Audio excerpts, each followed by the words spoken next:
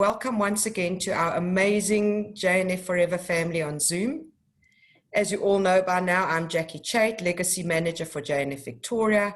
And as I always say, leaving a bequest is an incredibly meaningful and benevolent thing to do for generations to come. So please feel free to call me. We can walk around the park, we can have a coffee, whatever you want. A special welcome to Ronit Freyd, our super duper national president, who we all love, and of course our sensational ED, Lana Maisels. Welcome and thank you for being here with us. We are all familiar by now with the in-house rules, so everyone is on mute and we will have time for questions at the end. This session may run a little later because we're doing it as a Q&A, and I would encourage all of you to write your comments at the bottom and write your questions into the chat section. That way it's much easier at the end because we then read out the questions and who asked the question. And now, she's here as promised, the amazing Professor Lisa Pulver Jackson, AM. I was personally blown away by the credentials and achievements of this unbelievable lady, and I'm delighted that she's with us today. There is some introduction. Oh, she's also given me permission to call her Lisa, which is, thank you so much. Just by way of some introduction, I couldn't leave out any introduction. To tell you a little bit about Lisa, and then we will go into the question and answer session. Professor Pulver Jackson is currently the Deputy Vice Chancellor, Indigenous Strategy and Services at the University of Sydney. She is a visionary educator who went on to hold the inaugural chair of Aboriginal and Torres Strait Islander Health, is a director of the Murru-Murri Indigenous Health Unit, and Professor of Public Health. She was instrumental in developing an Indigenous Master Elective and an eventual Master Public Health stream. During this time, she engaged vigorously with many communities and organizations to develop a series of residential scholarship programs, which she will elaborate upon. Professor Jackson Pulver is a member of the Australian Medical Council and director on its board. In addition, she's a member of the Australian Statistical Advisory Council and the South Australian Health Performance Council. If this were not enough, she serves in the Royal Australian Air Force Specialist Reserve. Once again, we will go into more detail about that soon. And Lisa is an Orthodox convert to Judaism, a keen supporter of the Jewish community, and a tireless advocate for public health, research, and educational opportunities for all. So Lisa, welcome. Is Lisa on the... Oh, there we go. That should be working now. Hello, everybody. I can see faces. It's just welcome. Does everybody thumbs up that everyone can see? Yes. Excellent. Okay, so the first question.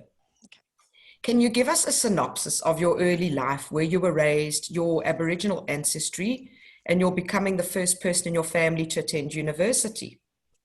Sure.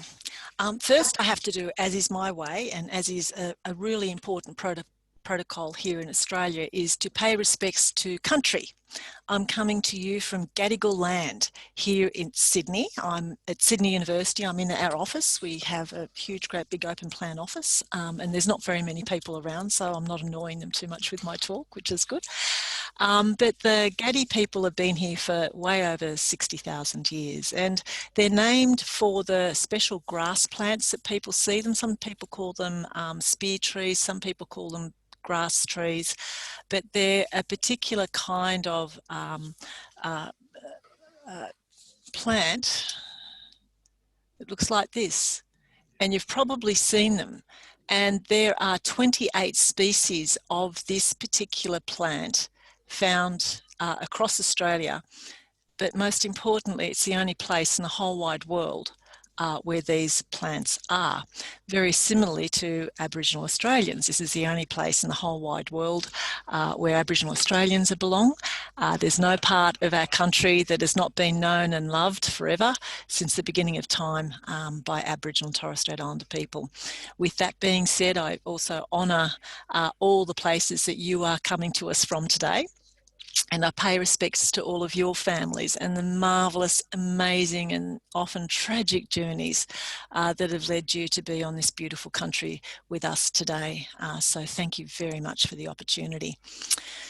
I wasn't born far from here, so I'm in Camperdown, right? The city's that way. I was born just over here in a place called Stanmore, in one of the old hospitals that used to litter really the area, and I was born 61 years ago, and we started our earlier life here in the inner west, and then moved out to southwestern Sydney to a place called Revesby.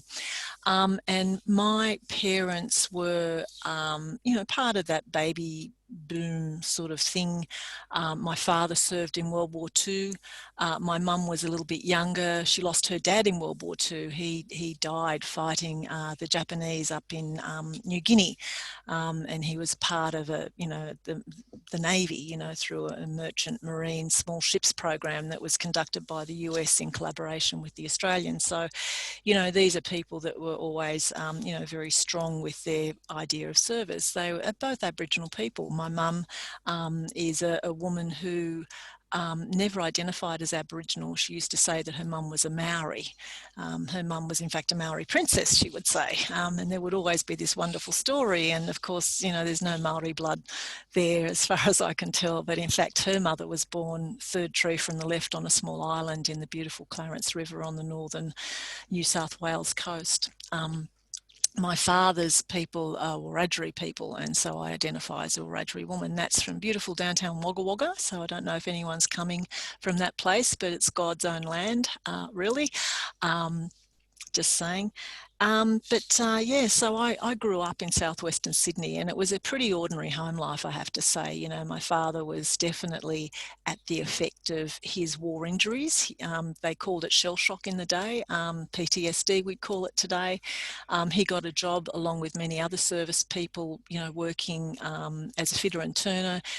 Part of his work was to get inside big tanks and spray this white stuff as a heat insulator inside tanks. And of course they'd come home with their overalls on, and he'd shake his overalls off on the ground, and us kids would play in it, and that stuff was called asbestos. It's fantastic stuff, it was heat resilient. You could just do anything with it. The whole house was built out of asbestos. We used asbestos on our cooker, and we played in it. Anyhow, my father died of asbestosis a couple of decades ago, and up until recently my siblings and I were always tested every year for any signs of mesothelioma or asbestosis, and I'm grateful that of course that didn't happen. But I ran away from home at the ripe old age of 14 because of all of this, and landed on the streets, and I know some of you have heard this story before, and I ended up meeting this extraordinary outreach Catholic nun. And she was a nurse as well as being a Catholic nun. And she thought that I could do better than what I was doing by, just doing a little bit of part-time work in exchange for food or accommodation or whatever. And so she encouraged me to go to technical college and get a certificate that would say that I have the numeracy and the literacy to be able to go off and become a registered nurse. And so this I did. And I went to a place called Lidcombe Hospital in southwestern Sydney, and I did a 3-year program in nursing and became a registered general nurse, or a nursing sister, using the common parlance of the day. Now, it was a pretty pragmatic decision on my part. Firstly, you had to live in. So I got a house, I got a home. I lived in a room that I could lock the door on, which was really important for me. I got 3 square meals a day, which is fantastic. I got a really nice fancy blue uniform, which was very, very cool. And of course I got a pay packet every single week. We'd get this little brown thing with a slip in it, and I'm sure you all remember those sorts of pay packets. They were pretty extraordinary days.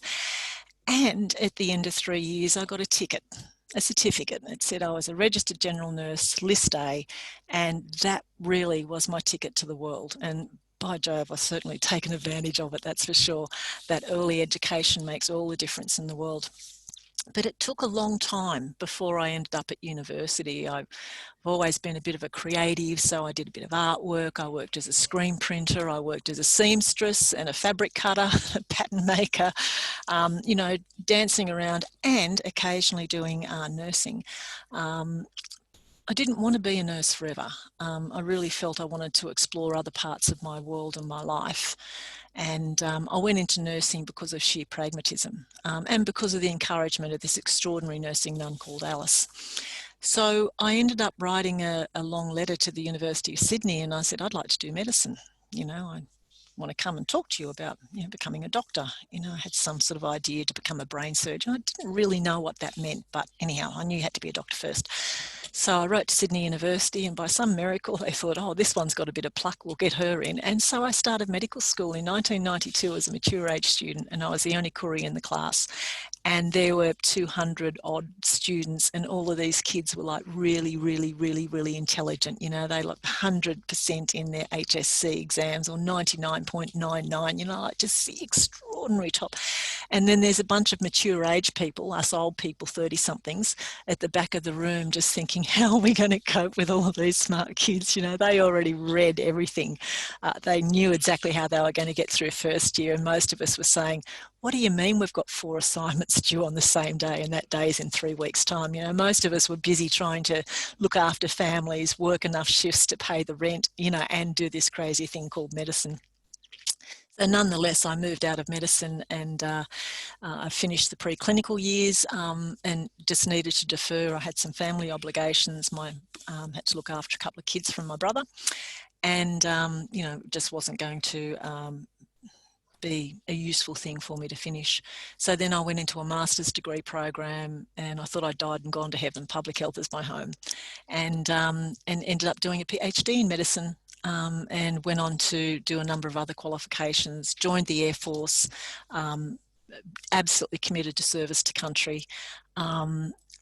Finished a whole stack of work there, became an epidemiologist in southeastern Sydney, and then got a job at UNSW, and then moved over to Western Sydney, and voila, here I am at Sydney University. That's it in a nutshell. 61 years, boom. Phenomenal. Oh, sorry, there's something that's happened to my... We're looking at the ultimate 5G Google phone, so that's great. Yeah. I don't know how that popped up, but anyway, this is when you are, a slave to modern technology. As we are. As we are.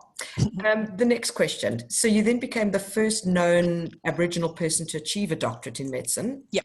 And then followed with your evolving passion for Aboriginal and Torres Strait Islander health. Yep. Can you tell us more about I think if I'm pronouncing correctly, the Shalom Gamarada Scholarship Program? Firstly, it's a bit of a loaded question.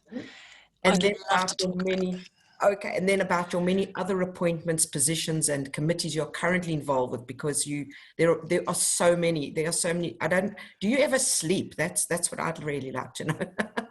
It's funny you should say that. I don't have the best of sleep. And last night I actually had an in-home sleep study, and so I was wired up with all this stuff. Has anyone ever done one of those things? It's just fantastic. They wire you up. They put this box on.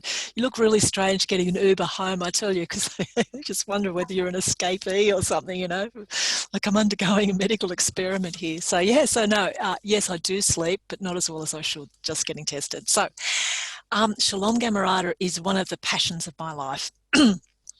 I know a lot of you pardon me, I know a lot of you have been involved in Shalom Gamarada, and it's a success because of this community, right? So when I went to medical school, it was a most indignified, there was no dignity there. I worked really hard. I could not study. I did not understand what I was letting myself in for. I had to pay rent.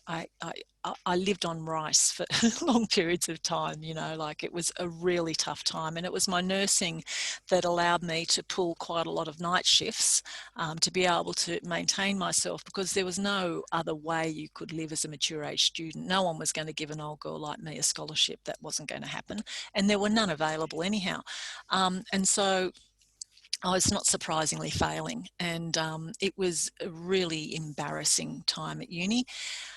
For me in those first couple of years. So of course I had to repeat first year, and I was grateful for some assistance from the then head of physics, a guy called Dr. Brian McGuinness. And if you ever hear of that man, just know he's an amazing man and an amazing giver of spirit to others.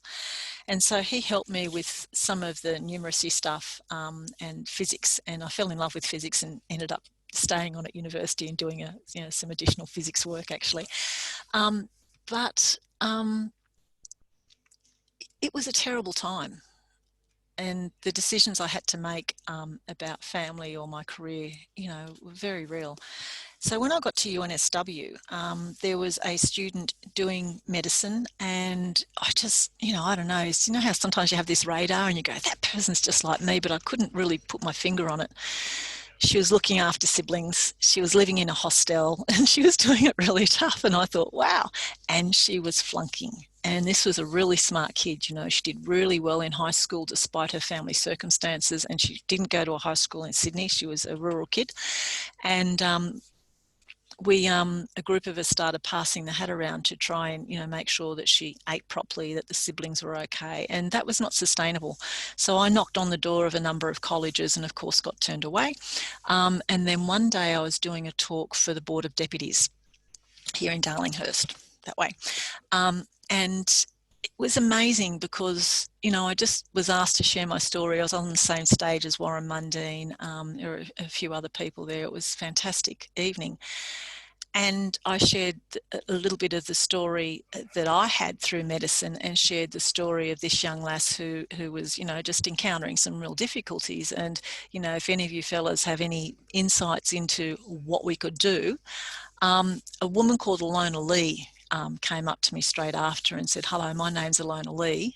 And I said, oh my God, Mrs. You know, Multicultural Health, because she was famous in my world of public health, and I'd never met her. And then she said, I'm the chair of Shalom Board, the Board of Shalom College on UNSW. How can I help? So anyhow, this led to that, and I ended up talking to the board. The board ended up agreeing that it would be a good opportunity for them to provide a benefit to Aboriginal and Torres Strait Islander students at UNSW. And out of that, the Shalom Gamarada Nyana Yana scholarship program was born. And it was born because one of the board members wrote out the check. Now I'm exaggerating this, I'm told it wasn't, he didn't actually write the check on the day, but you know, I've got this vision now. He's written out this check for the first year, boom, slapped it on the table, put his money where his heart was, and that, however exaggerated it is truly the genesis of a really lovely opportunity for people to be able to say, right, well, we're here on this country, we're here on this land, we are part of being a solution here. Let's truly look at what education can do for people. So this young lass was then offered a scholarship at Shalom College. We ran an art program where artists were able to have some agency and gave us art at wholesale prices, and then we were able to on-sell it through an auction process and through an exhibition process at the college proper. And over time, I think today there's about 35 students living in Shalom College on a variety of different scholarships, all started from the passion of one of the board members that just whacked out a check, and here we are, millions of dollars later. Nearly a quarter of all Aboriginal doctors in this land have gone through that program for a year or more. Right, a quarter of Aboriginal doctors, so that's real. A batch of lawyers. I know, an aeronautical engineer who's finished her master's and has now finished a commercial pilot's license. You know, social workers galore, solid, powerful, extraordinary. There is nothing more I can say out of that vision one person had. So that's the birth of it. Today, there's a number of our graduates that are actually on the Board of Trustees for Shalom Gamarada. I remain on the Board of Trustees, even though I work, you know, the opposition up the hill. You know, but that's not something I'm going to leave in a hurry, because it was so crucial in how it is we started looking at enabling and empowering Aboriginal and Torres Strait Islander kids. We see that education is key. All they need is half the chance. And that's what that program provided. That is truly inspiring. Absolutely. Yes, the ripper. Yeah. Okay, the third question, or the next question, is your involvement in the Royal Australian Air Force and how this came to be. I mean, that's intriguing in itself. Yeah, it's one of those things where you bang on the door and people turn you away, and then you bang on the door again, they turn you away again, and this is exactly what happened. So when I was nursing, towards the end of nursing, I felt I wanted to join Air Force, and so I went to a recruiting centre, and they just didn't recruit women into Air Force, you know. They certainly not nurses, you know. They would put them into this other group. And so I wasn't impressed anyhow. The Army said, we'll take you, but I just felt disloyal if I joined the Army. It had to be Air Force or Navy, given my family history. So I went away, and then when I started medical school, I went back to Air Force, Defence Force recruiting again, and I said I would like a scholarship to do medical school, and that's when I found out there were absolutely none. And then the third time, they approached me, and they said, we need some advice about epidemiology. This was 15 or so years ago. And I said, oh yeah, well, just so happens I'm an epidemiologist. You know, and I think it was sort of like one of those referrals. Oh, this is someone who's always wanted to be in Air Force. She's an epidemiologist. Maybe she can help you with the standing up a primary health care and public health care, you know, capability within the organisation. That's how I got the phone call. And then I said, oh, great, which Defence Force recruiting office can I go to? You know, and I was there like a shot, you know, and so of course they took me. And I've been serving as a reservist since. I've done also some time as full-time service, and they sent me to Senior War School, CDSS, and during war school I did a Master's in Defence Strategic Studies and did quite a lot of work about outbreaks of flu. Yeah, it's just, yeah, that was published 5 years ago. So really interesting to see where we are now with an outbreak of flu. So, yep, that's my life in Air Force. And, you know, I've seen some amazing things. You know, I've been in hot air balloons, you know. There are Air Force hot air balloons, right? I've been into really remote communities, one of which is a proud host, I might add, of the Southern Hemisphere's largest live firing range. You know, it's very interesting places. And, yeah, seen a world. You know, I've ridden in the front of a Herc, you know, and travelled overseas in one of those huge beasties that are absolutely glorious. And if I was ever going to be a pilot, it would be driving one of those things. They're like the buses, you know, they carry the cargo, they carry the people, they carry the food, they carry the water, and then they toss stuff out in disaster zones so that people can survive. So if I was ever to be a pilot, it would be one of those ones, because, you know, it's that bigger, I feel like thing. an owl. I'm just staring at you. I could listen to this lady all day. I don't know about everybody else, but it's remarkable. Oh, there's some snoring. I can hear someone snoring. No snoring. I think we may need one of those planes soon in Melbourne if he doesn't let us out soon. Oh, I know. I feel for We you. may need food hampers. Yeah, no, well, Sydney's learning an important lesson at the moment. We are having a bit of an event up here at the moment as well. And there's some difficulties with tracking down all of those cases. So, yeah, we're with you, Melbourne. We love you. Thank you. The next question. So you've received numerous awards and accolades for your work, obviously including a member of Australian Order, for your contribution to medical education. Can you tell us a bit more about the awards? There were so many, and how this feels for you, or felt for you, or still feels for you after the process you went through to get into medicine and to become, you know, to get to where you are, the acknowledgement or... Yeah, it's a funny thing, isn't it? I was so touched that someone would think of writing and putting me up for the award that I got, which was the AM. You know, and that was in part the work that I did at Shalom, right, for the Gamarada program, of the scholarship program, and for other educational opportunities for Aboriginal people. But the thing is, and this is what's always worried me about these awards, and it still worries me today, is that it's never an individual. You know, if it wasn't for Alice, I wouldn't have gone to tech. If I didn't go to tech, I wouldn't have gone into nursing. If I didn't go into nursing, you know, you can see the bump on effects, right? And even the work with standing up the programs to study in Indigenous health, you know, that certainly wasn't me. You know, it was me and like 15 other people. You know, just because you're a leader, it doesn't mean you're doing all the work. You know, you just, I don't know, whatever.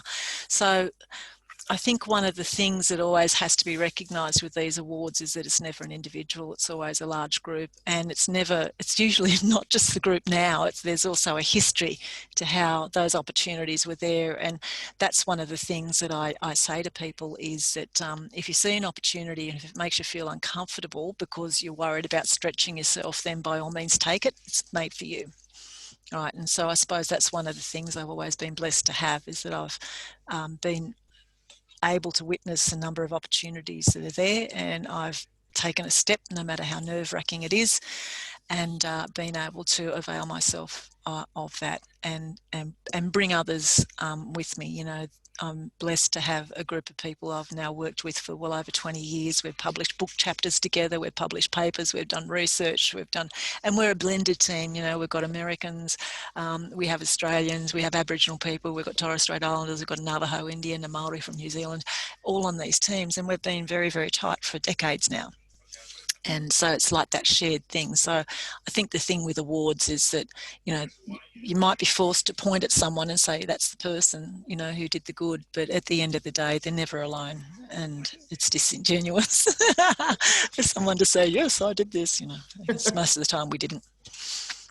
Truly a remarkable and humble response. You managed to get out of that question, but there is a list of accolades that this wonderful lady has achieved, but that's incredibly humble of you, and just wonderful.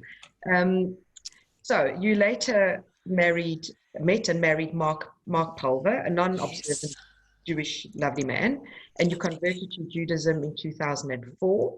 And what seems to be a definite pattern here is that you became president of the Newton Synagogue in 2010, the first female in the role. And it just seems whatever you undertake, you know, turns to solid gold. It's unbelievable. Can you take some? I wish that were true. I wish that were true. Yes, so on this journey of faith, keeping kosher, eating knadels and herring, how this is tied in with your life and your sleeping in a sukkah. I love it. Sleeping in a sukkah. How is it involved? So daggy, I know. So daggy. Yeah, so I've always been a bit of a spiritual being, you know, like Aboriginal spirituality, you know, is definitely, you know, my core, and that does not preclude faith. And there are a lot of Aboriginal people of faith, you know, and I know that this community is very aware of our darling Ray Minicon. He's a pastor. He runs the Aboriginal Evangelical church, and so, you know, there's a lot of strength, I think, in, you know, acknowledging your Aboriginal ancestry and spirituality and having a way of expressing that. And so, you know, I looked at Buddhism, I looked at Islam, I looked at Christianity, which is what I got brought up in. And when I fell upon Judaism, it felt like a natural fit. And my exposure to Judaism predated Mark by a long shot. And I found this guy wandering around Surrey Hills once, and it was during the days when Surrey Hills wasn't the greatest of places. It was a Friday afternoon, as I recall. And he was a really strange looking bloke. He had this weird black hat, and he had these curly bits, and he was wearing this black suit, and he was lugging a suitcase, you know, and it was really heavy looking suitcase, and he looked as poor as a church mouse, pardon the pun. And I was on my way to a friend's place, so anyhow, he didn't speak English, right? And so I said, come on, come with me, come, like this. Anyhow, fortunately, he must have thought, oh God, it's either this woman or those really weird looking guys down there. And so I hauled him to my friend's place, and she opened the door, and she just about jumped back 10 feet when she saw me with what was obviously a from Chabad bloke, right? She just leapt back, and she started to speak to him in his language, which of course I now know was Hebrew, or Yiddish. I think it was Yiddish. He came in, he didn't want to sit down, he didn't want to touch anything, he certainly didn't want anything to drink or eat, but she was able to let him know what was going on and to direct him in the right, basically the upshot is he got into a cab, he gave them a written thing with English on it to take into a particular place, which I suspect was in the eastern suburbs now, but they dropped him off in the middle of Surrey Hills. You know, wrong place, long way away, and I sort of rescued this poor dude. But anyhow, what he did as a gift was that he gifted us, me and this other lady, this, 10 set of books, all written in Hebrew, right, as a gift. And so my friend Judy was able to then say to me, you're just not going to believe what this guy's just given us, and this is like the Holy Torah. These are all these holy readings and writings and the interpretation, translation and commentary on it. This is a really big deal, like he's given away this bookshelf full of books. And she said, you know, he was saying to me, it doesn't matter if you can't read it, just run your eyes over the thing, but just go in the right direction. Otherwise your brain will get confused, right? So I thought that was really interesting. And so I started looking into Kabbalah and did a whole stack of readings, and mystical bookshop down the road had Kabbalah books, and it was all, you know, all over the place. But when I met Mark, we got serious very quickly. We wanted to have kids, and we had a discussion about what religion the kids will be brought up in, because I wanted the children to be brought up in faith. And he said, oh, look, it's not important. I said, okay, so we can send them to St Andrew's Cathedral School, or we can send them to, and he said, oh, no, I wouldn't like that. And I said, oh, okay, well, that's tricky. How are we going to do this then? And we just let it hang. And so then I started going to shul on Friday nights, the local shul, and I came home after shul one night and I said to him, do you wonder where I go on Friday nights? And he said, I just thought you were working back late. I said, no, I've been going to shul. He said, to what? Because that was obviously a word that was triggered from his deep past. And of course I knew his mum by that stage, and she knew what I was doing. And and so we just went through the process, and after a bit of study and, you know, a lot of connections and a lot of time and dedication, I was able to convert. And then we had an Orthodox marriage, which was fantastic at Newtown Shul.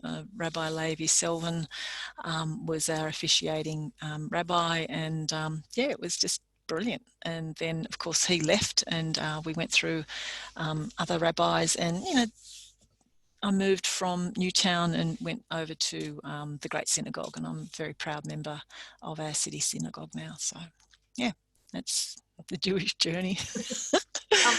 Making my kitchen kosher was a really interesting time, that's for sure. Boy, oh boy.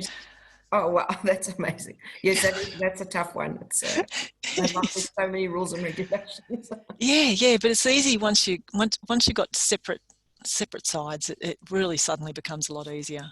Absolutely, it's good. Yeah, absolutely. And then there was some, you know, I've read up a lot about you, and there was just some talk in your youth of sort of environmental activity, tying yourself to trees and other such activities. Yep. Would you care to elaborate on that? Look, I've always been an activist for the environment. You know, this place has been the most magnificent place and nurtured its people for, no matter what your belief systems are. My grandmother would say from the beginning of time, anthropologists, archaeologists and other historians would say 60,000 years plus. The Torah, you know, of course, a different timeline, but it doesn't matter. For a long, long time, before Moses was a boy, Aboriginal people were living here. This is the oldest continuous surviving culture in history of the world. That means that people were doing something right, living in accordance with the laws of the land, recognizing that you don't eat all the critters that are there, that you have rules around that, that you observe seasons, and that different seasons, for example, the dragonflies at the moment that we're seeing around the water here is indicating a particular harvest of a particular grain, right? All of this stuff. And people were very adept at reading that, and that was history that was handed on through dance, through ceremony, through song. So this has always been a place where people have been able to live in harmony with the environment. And it's a very, very long story. And then, of course, over the last couple of 100 years, we've seen the absolute rank devastation of what's occurring. And there was an article in the paper this morning saying half the reef is gone. You know, we know what's happening with koalas in northern New South Wales as a result of the devastating fires. They lost most of their habitat, and now forestry is just going through and clearing the rest of it, because that's the contract, you know, with someone else to go off and flog this stuff to come back eventually as newspaper or wood chips or I don't know, whatever it is we have. So, you know, there's just no common sense at the moment. Back in the day, always been a cyclist, haven't owned very many cars in my life. Today, run on public transport on my own feet and on my bicycle, and I love my Ubers.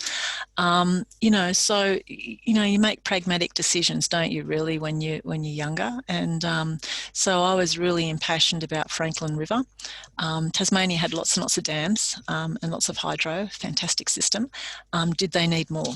And that was the big question that got a lot of us activists going. And so we all went off down to Tasmania and caught the Princess of Tasmania, which was a ferry in the day, and ended up at the Gordon River. And my post was part of the Gordon River, so I was one of those tree climbers. And so we just chained ourselves to trees and wouldn't come down, and the police just waited down for us. And eventually we had to come down because we couldn't get food up there. So, but those were the days, when you could go off and do something like that and likely not get hurt in the process. And activism is still alive and well today. Most of us are quieter kinds of activists. We write to our newspapers, or we lobby our politicians because, we've got that voice to be able to do that.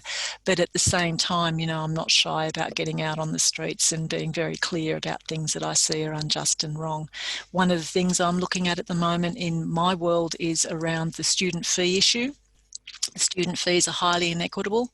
They're now going to be charging a lot more fees for the sorts of degrees that Aboriginal and Torres Strait Islander people do, as well as a lot of degrees that would enable people to have really good social workers in our hospitals, for people to be able to have really good, understanding of history, for people who are in fields that aren't these so-called job-ready things. I don't know why we're just putting everything onto job ready, because all of a sudden we're going to have an abundance of these people and we won't have the other people that we so desperately need. So, there's got to be a balance in this discussion and this. My pragmatism is extending now to, getting myself on the drum from time to time and writing editorials in newspapers that politicians read and annoying other people. But, I'm still as fierce as ever. And I would recommend any of you who are annoyed at anything to, start writing, because local members do read your letters. Good to know. Keyboard warrior. Yeah. I like that. And last but by no means least, Lisa, in your valued and educated opinion, are you okay with time as well? Oh yeah, I am. Actually, I'm surprised at how well we're doing with time. Excellent. Yeah, no, it's good. Well. In your valued and educated opinion, what do you think we can all do to create tikkun olam? For those not familiar with the term, it means world repair, or synonymous with social action, justice, to make Australia a more equitable home for all. Yeah, I call tikkun olam, forgive me if I offend anyone, and there's no intention, is to make the joint a better place, full stop. Part of it is looking at your own footprint, environmental footprint. Do you have those right light bulbs? Do you really need that second car? Do you need a car? It's interesting when you do the economics of a car, by the way. I just can't help myself, I've got to do this. So a lot of people will spend money on a car. Oh, it's only a cheap car, they say, but by the time you park it, clean it, maintain it, pay for the registration, insurance, depreciation, and parking, the dreaded thing, is that cheaper than, in number of Ubers a week, or a taxi, or public transport? These are just questions to ask. The other, so looking at that, things like looking at your food footprint, what it is you eat, and how you eat it.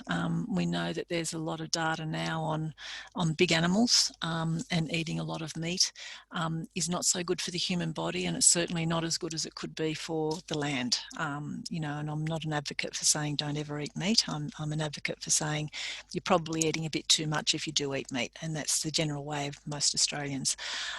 Things like being conscious about what you shop for and when you shop, the whole idea of clothing. We all have wonderful choices for clothes, but sometimes we do buy too much, and often we buy too much of a not so good thing, in that, oh gee whiz, those t-shirts are only $7 each. Now how on earth can you get cotton grown, harvested, milled, cut, sewn, dyed, labelled, packed, shipped into the shop, sold onto your back for that? Something, stuff is wrong. Whether it's modern day slavery, which is very real here and abroad, or whether it's because people are making massive shortcuts to the land to grow that stuff, or not being proper about human rights when it comes to the factories and the environments. All of this has a toll. So these are things that we can do. Things like,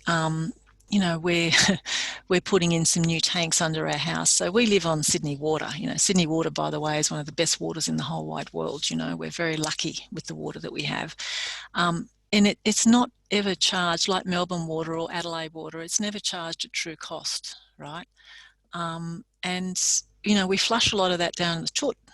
It's really good quality drinking water that other parts of the world don't have it. We flush it down the Jillawa. It's an Aboriginal word for toilet, right? And we flush it down. What would happen if we all installed rainwater tanks? What would happen if we all had grey water systems? You know, like, these things do cost a lot of money, and it's a little bit of a mindset thing to do it. But what would happen if you started using a different kind of water system for flushing the toilet? You know, it's just those sorts of little tiny things can all add up to make a massive difference.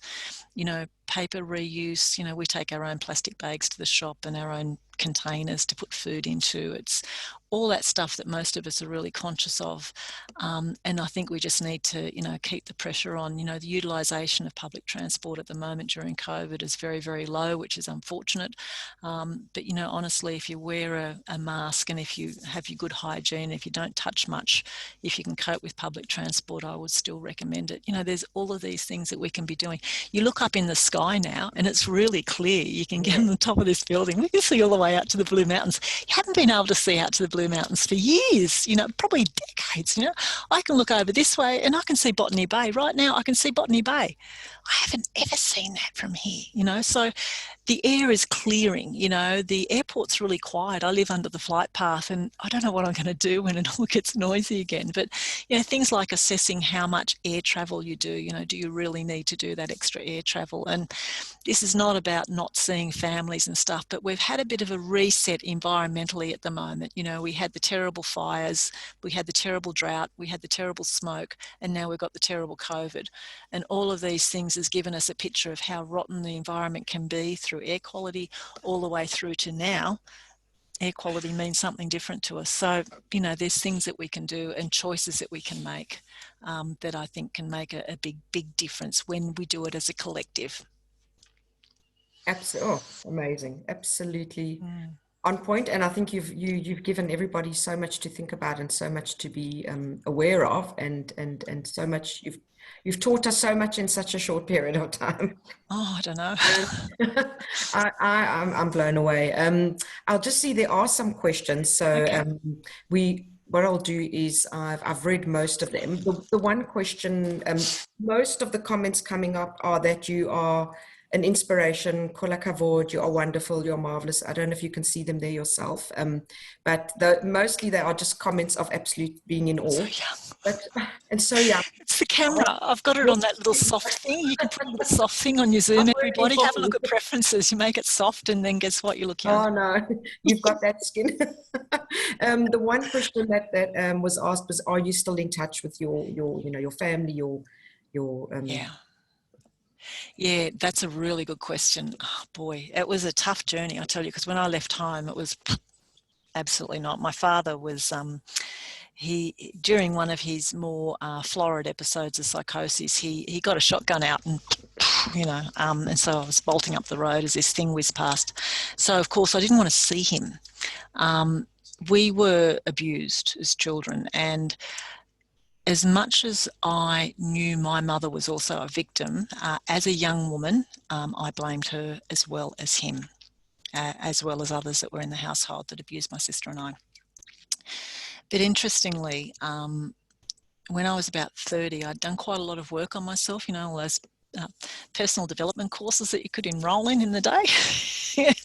And you've probably heard of a few of them. So, and, you know, and all these things about, you know, all these people sharing stuff about their family and how grateful they are to them. And I'm sitting there going, my childhood was the worst time of my life. It was dreadful, you know. And then I sort of got to that point of being able to look at me through their eyes and be in their shoes. And that was when I started to realize just how damaged my father was and just how damaged my mother was. Because remember, her father died when she was a teenager in the war, and so that, you know, made all her family vulnerable. So it was a lot of personal development, a lot of counselling, a lot of self-reflection, a lot of dealing with my own trauma. And I was a terribly traumatised person. I was told once that I act like an angry 14-year-old as a 30-year-old, and that's absolutely true. That was on the money, as offended as I was at the time. So I thought I would get in touch with my father. And so I did manage to track him down through one of my aunties. And he was, by that stage, instead of being this big, powerful man that was an abuser and a puncher, I saw this very frail, weak man who had such bad emphysema and was suffering the effects of asbestosis. He could barely stand, no less give us a flogging or fire a gun at us or whatever else. So I instantly felt terribly sorry for him. And it was pity, it was utter pity. And after a while, I reflected on that, and it didn't become pity, it was empathy eventually. But I had to go through all that anger and then to that pity stage and then move through that. And one of the things he said is that he'd love to get in touch with his other kids. And so I facilitated that. And these are people I hadn't seen for a long time. And so I facilitated that, and then we all facilitated seeing mum again. And then my mother and father ended up moving back in together. I know, just so weird, right? And because he couldn't hurt her anymore, and because they really loved each other, you know, they fell in love. They were lovers at a time after the war. They got together for a reason, and for the first time ever, they were really able to see that in each other again. So it was an extraordinary finishing, really. And then when my father died, my mother was heartbroken, and I know, bizarre. And mum's friends just could not believe that she would suddenly be in the same room with him, no less move into a house with him. It was weird. They had different rooms and stuff, but, you know, it was just that lovely closing off of a loop before he passed. And then, yeah, mum's still alive and well, and she's 91 years old. She refuses to use a walking stick, and she lives alone. Amazing. And she refuses to let the aged care package people come into the house because she doesn't need anyone looking in her toilet. This is who you talk. She's really tough. Remarkable. I think. Yeah, so I am. So thank you for asking that question. It is an important part of the story that I tend to not, really think about now. Well, thank you for being so honest. I think we've got time for one more question. It's a fairly lengthy one, but a good one from Abe Schwartz. Abe wants to know, Lisa, there are many Jews who want to support Black Lives Matter in principle, especially addressing the Aboriginal deaths in custody. Some reply offensively, all lives matter, or even Jewish lives matter, completely ignoring the suffering of the Aboriginal community. Could you comment, please, or advise a path forward? Yeah, that's a really great question and a very thoughtful question, so thank you. The Black Lives Matter movement is an important movement, and it's giving a lot of people the information that they need about skin colour and racism, like the racism that people have against people that are different. In Australia, we've had a Royal Commission into Black deaths in custody. And in that report, they found the deaths of the majority of Aboriginal people in custody were brought about by causes that were not natural. They didn't quite say the word murder, but they should have. And in fact, there's been multiple episodes of Aboriginal people being arrested very ruggedly and dying in some cases as a result of those arrests that were filmed on people's iPhones and portable devices and were put up on the web and somehow did get a little bit viral, but never, ever, ever elicited the response of what was happening in the United States. And I think that just shows us just how far we in Australia have to go. If we can allow an Aboriginal man to be crying, I can't breathe, 2 years before the episode in the United States occurred, and people saw that, it was on the news, and they took no action, then we as a society should hold our head in shame. So you're right, all lives matter, Jewish lives matter, Black lives matter, white lives matter, Chinese life, everyone matters. But when it comes to the kind of closed-eyedness that people have in this nation against Australia's First Nation people, we have a long way to go. If we get shocked about what happens in America, please people, look at what's happening in our own backyard, because it's very real. It happens here every day. Did you know that our jails are more than a quarter full of Aboriginal and Torres Strait Islander people for the sorts of things that white fellas tend not to get thrown into jail for? Right? some of those will then become institutionalised in the jail system, where that sort of becomes their home. They're in and out for the rest of their lives. That there are children that are just so used to going to the prisons that that's almost like the place where they go on weekends now to go off and visit family. That there are more children in out-of-home care than ever in this land, and Aboriginal and Torres Strait Islander people are only 3% of the population. A really rich nation like Australia, a very small proportion of First Nations people, and a huge problem. And yet we look to America and say, oh, that is terrible.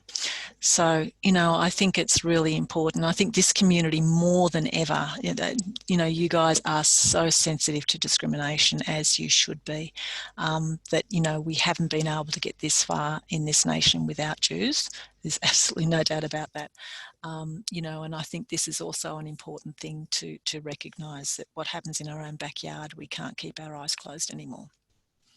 Absolutely, absolutely. Well, it was a really good question. I'm sorry I went off into my serious mode then, but it is serious stuff. Yes, it's very sort of close to home as well when you come from South Africa and you're involved in that, you know, in the legal system, as I was all the time.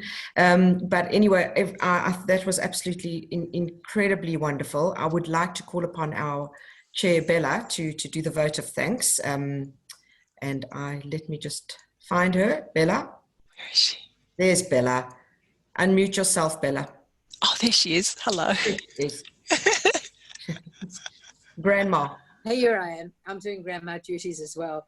Lisa, that was just so inspirational. One thing that's sort of in my mind, why would somebody go from a persecuted minority group to another persecuted minority group and combine the two? Amazing.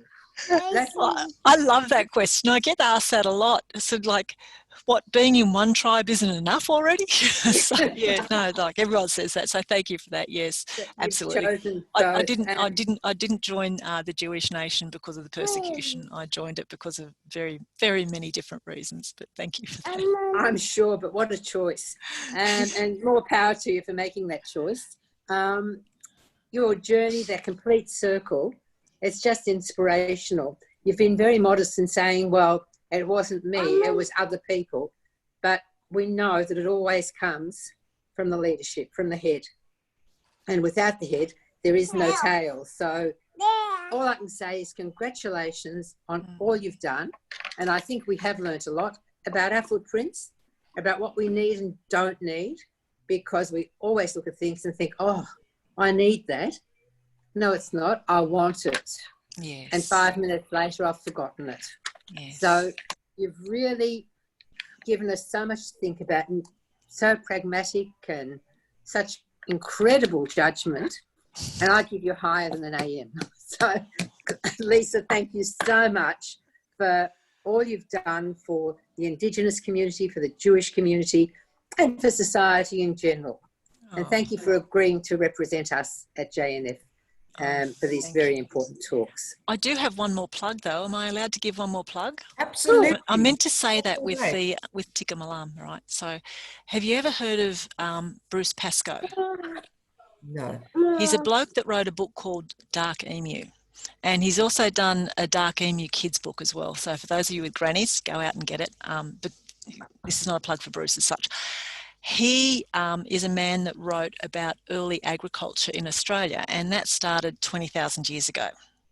And he is running with many, many others a program of work called From Grasses to Grain. So there was an Australian, a native grass that Aboriginal people used to use to make bread, right? So Aboriginal people were making bread 20,000 years ago, long time ago.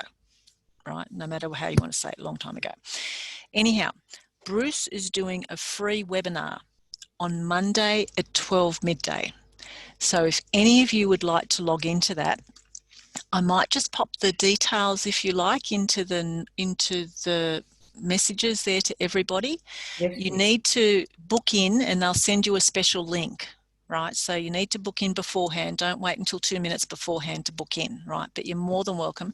You can spread it far and wide, internationally, anything you like. but Bruce Pascoe is an amazing man, a wonderful orator. I've got the honour of being the MC at the event where I'll be asking him lots of questions. So for those of you who are interested in Aboriginal affairs or in the footprint that we have here in Australia, this might be of something good for you to participate in. So I'll just dig up the links to that, and you're more than welcome to come to our webinar. And I'm really, really happy for you to stay in touch with me anytime about any of your questions, okay? So I'll send it to everybody now. Don't you love Zoom? Isn't it fantastic technology? I mean, it drives us all nuts, but you know, It is. There you go. Okay. Voila. So just collect that last thing. Check in. They'd love to, you can do it today, tomorrow, Sunday after Shabbat, but please do it before Monday, okay? And it's just on Zoom, so you've obviously got this technology down pat, so you can use that. Anyhow, sorry, I didn't really mean to do a plug at the end. No, that's wonderful. Thank you so much for that beautiful thanks, Bella. I really appreciate that. And thank you so much for all of your passion and consideration, and for spending, part of a beautiful day, no matter where you are in this room, in this funny little 2D world. I hope to see you in the 3D world in no time at all. Hand wash regularly, wear your masks, look after each other, and see you soon. Thank you so very much. And remarkable. Thank you. And everybody, it's Auslan for yay. We'll be back next week with another very different speaker. So put your seatbelts on. That's going to be an exciting ride. Very different to today. And really, I hope that once we are allowed sort of out of this Melbourne penitentiary, we will be able to get Professor Jackson Pulver here in person, as was originally intended, so we can actually all sort of see you and touch you and eat together, and that would be absolutely remarkable. So I really look forward to that. And there was a very big thanks from our Ronit Frey to everyone. Thank you for such a personal insight into your life of accomplishment and leadership. You're an inspiration. That's from our National President Ronit Frey. So thank you once again, and everybody, thank you for being here as usual, because without you we wouldn't be having these groups, and it's much appreciated. We'll see you next week.